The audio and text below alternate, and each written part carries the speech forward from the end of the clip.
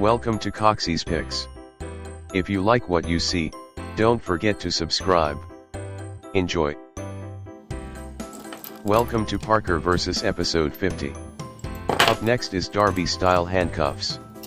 These cuffs use a strong spring to force a retaining bolt through the recess in the bow. It's spring loaded, so instantly think of shimming. No good. The Parker metal is not strong enough to lever back the spring. Back in episode 17 I lumped all open keyways into a single victory, and this time I'm lumping all vintage Darby style mechanism into a single victory.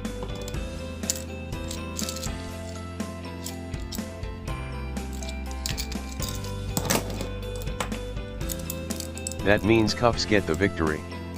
These cuffs are fantastic and will hold their place in history. If I can obtain some KUB cuffs from Pakistan, then it will be game on. Parker 47, Cuffs 3. Stay safe and I will see you in the next video.